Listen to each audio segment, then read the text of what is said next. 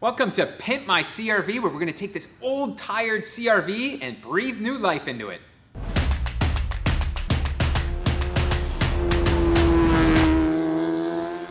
If you guys remember our previous episode on Pimp My BRZ, where we took our buddy Nam's BRZ and pimped it out, well, we've got the same thing going on for this CRV, which is my brother's car.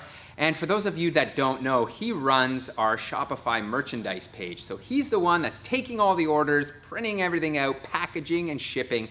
And he does that all because he is a great brother. So this time around, he has tasked me with replacing a oil pan gasket. Let's see here, DP. I looked at this thing, wow. So this shouldn't be too bad a job. We'll see when we jump underneath, but that's how I kind of scored this car. I told him, you know what can I do for you on this vehicle? And he said, let's get this oil pan done. So I picked it up. We have 2 days to get everything done before he's coming to grab this back from me. And I decided, well, you know what? This is a good opportunity for us to say thank you for Jake doing all that merchandise work for us by adding a couple good upgrades to this vehicle, because as you can see, it's a little tired, the paint's faded. It's got 321,000 kilometers on it, which is 200,000 miles, but it actually is in pretty decent shape because it isn't an Ontario car. This car came from the West Coast, so it doesn't have a lot of rust. So there's still some life left in it. It just needs a little bit of pimping out. So without further ado, let's jump in, take this thing for a ride and see how it drives. Well, it's time for the railroad track test, first of all, to see how this thing goes over the tracks here. Find out how bad the suspension really is. I'm letting you drive because I've driven this thing a dozen times now, and the suspension's floaty. It is really floaty, you're right.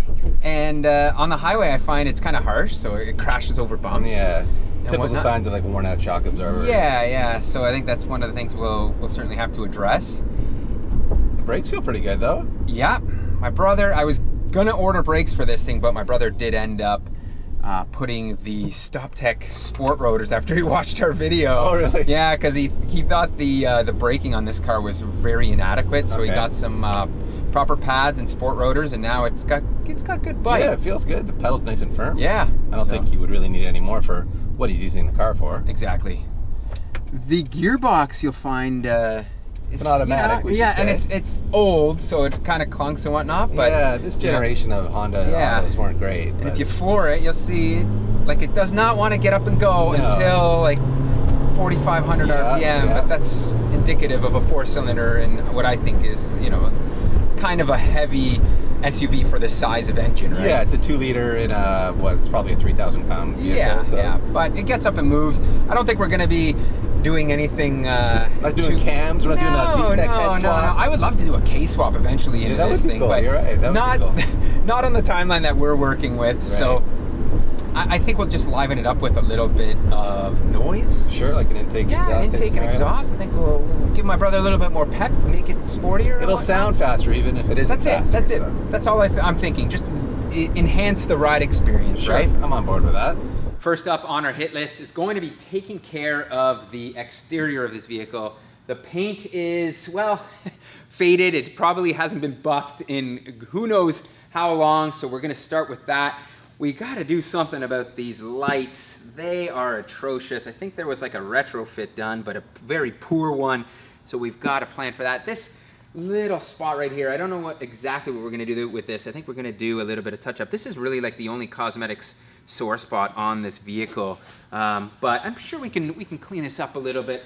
And I'm gonna make an executive decision and remove this pinstripe and all of these decals down here. I think these are like a dealer add-on. It just kind of, I don't know, it gives it like this older look. I want this thing to look a little bit more modern. And of course, these bumpers, they are so faded. What we're gonna do is remove these and send them over to Luke at 242 Customs and have him paint them ASAP. He's gonna turn this around real quick so we can give this car, I think, a much better look if we just paint a portion of this bumper so it matches the rest of the exterior. And of course, we will show you what we've got for wheels and tires. We've got some coilovers, but check these out, DP, holy smokes. Whew. I don't even wanna touch this. I think this is like permanently caked on brake dust. And I know Jake doesn't wash the car often, but I think this is pretty extraordinary. So I think with all this talking done, let's get started and remove these bumpers, get these headlights out, and then we can start polishing this car.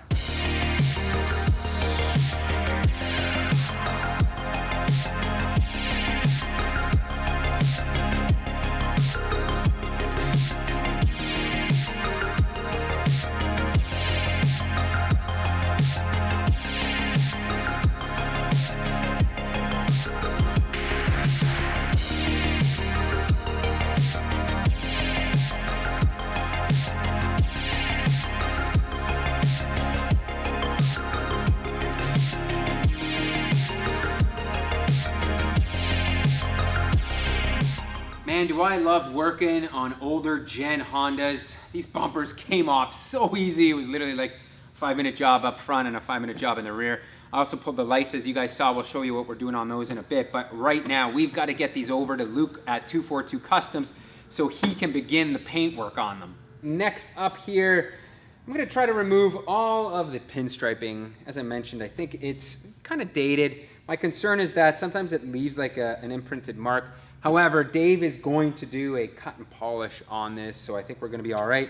I'm gonna start off by using some heat, and I think that should kind of soften it up to the point where I can just use my finger. Oh yeah, coming off.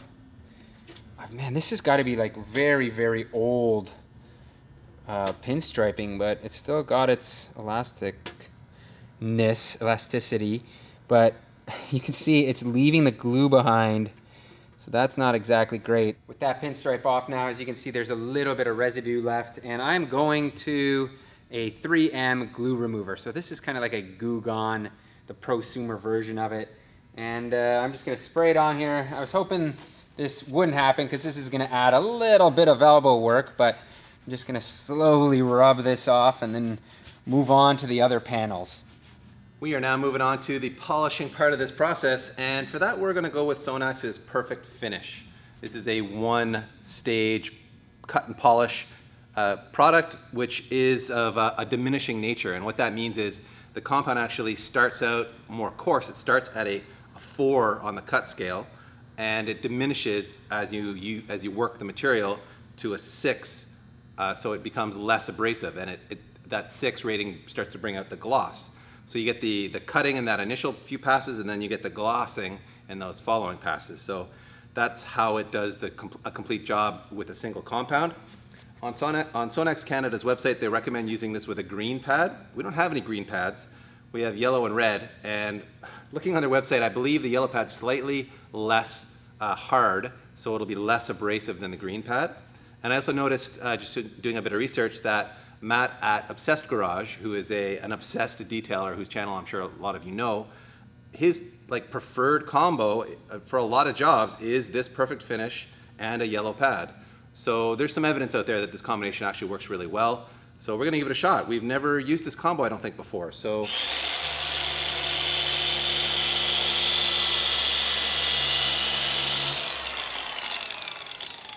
all right, guys. Woo! We're getting there. Just did a little touch up along the top here, but it is looking much better. It's got some shine to it, and you can really see a lot of the metal flake and the, I don't know if there's a bit of pearl in there. I think Luke at 242 was saying there is a bit of pearl in it, and there's even some like blues and violets in it. A lot going on there. It's called, what do you say it was called? Nighthawk, I think. Nighthawk Black Pearl, I think it is. Nighthawk Black Pearl. And it's gonna be nice, but whew, there's a lot of damage to the paint that we're really not gonna be able to do a lot about, but it's gonna look way, way better when we're done. And I even did a little experiment on this plastic trim down here with the polishing, and you can see how much better it looks before and after. Oh, wow. It makes a huge difference. So, oh, man. like both the paint and the trim look so much better. Yeah. So kind of stoked that I think we can polish this safely and basically renew it. So yeah, man, I think that gives you an idea of how it's gonna look. And at this point, it's just a matter of getting busy and blasting down the rest of the car. So let's get to it. The lower vinyl is coming off quite easily, but I feel a little nostalgic. Like I feel bad for taking this off. This is truly like, you know, late 90s, early 2000s weird decal stuff. Like this CRV looks like it was put on by hand on top of another clear decal here. It's weird old man spec stuff, it's man. Kind of cool. Don't feel bad. Don't feel bad. It's got that vintage feel to it. Yeah, I agree. New Balance and white socks feel to me. It's gotta go, but yeah, I gotta appreciate. I really do. I think it's kind of cool stuff. Nevertheless, I gotta peel this whole entire car while Dave is going to start polishing the front here. So, like Dave said, without further ado, let's get down to this.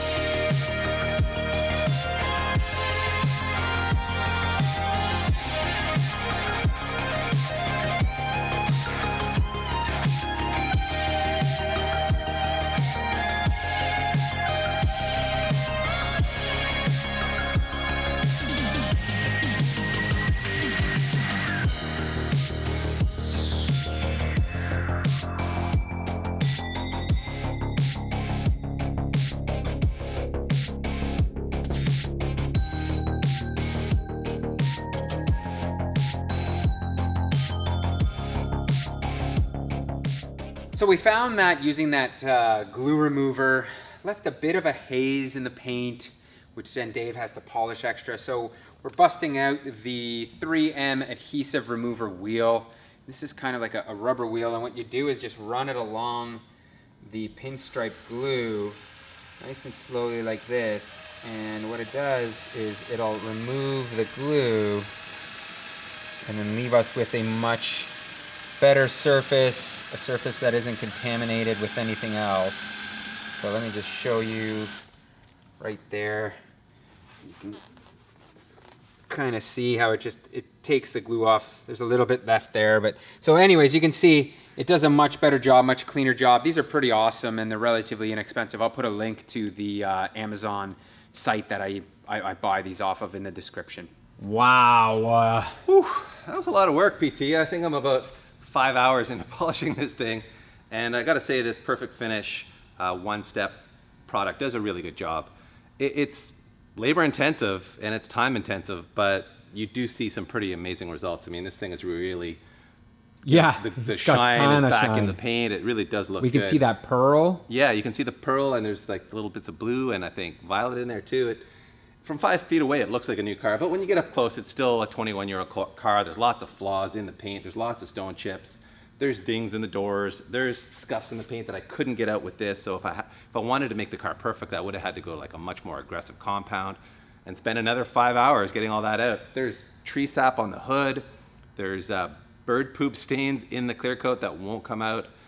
The tree sap I think would come out if we went really aggressive with like some bug and tar remover, but man, we're running out of time here. Your brother's going to be here soon, so we need to keep moving on this. But what a difference it does make just to spend, half a day with a product like this and a really good polisher. We do of course have that Roops polisher, which is a professional polisher.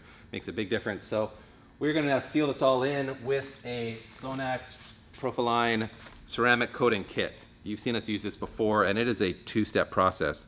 There's a base coat, which you use applicator number 1 for, and a gloss coat, which you use applicator number 2 for. We'll spare you the details on that. I'm sure you can imagine what applying a two-stage coating is like. That will, of course, act like a more advanced version of a wax coating. It's a ceramic coating that will protect it from the elements, help it shed water, and should last 6 months to a year. Something like that is what we understand is how long these tend to last. So I'll throw that on, and then at the end of the episode, you'll see how good this thing really looks. One of the sore spots on this CRV are the headlights. These were the stock ones that were in there. As you can see, they've been painted, and someone's done a cheap eBay projector conversion on it. And I looked at this and I said, I've got to change this out. So what I did is I went out and bought a set of these Depot black housing headlights. I do like them quite a bit. However, they are equipped with the stock halogen bulb, and the lighting output on these is subpar.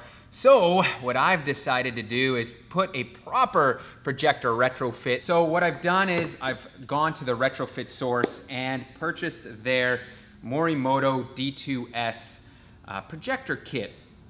And as you can see, this is the latest and greatest projector from Morimoto. It has like an anti-reflective tint on the lens here. I don't know if you can see it. There's like a cool slight blue hue to it. Yeah, you can see Yeah, it. it's pretty neat. And these are kind of the best thing on the market. They don't have any hot spots. They provide like almost an OEM-like projection. So it rivals OEM headlights in that sense. I also picked up everything else, and I did install it on this side just to give myself a go on it before I show you guys how to do it. But as you can see, it looks really awesome. So without further ado, I'm gonna get started on this and we'll show you how it goes. It's not a difficult process by any means. We do have to start off by separating the lens.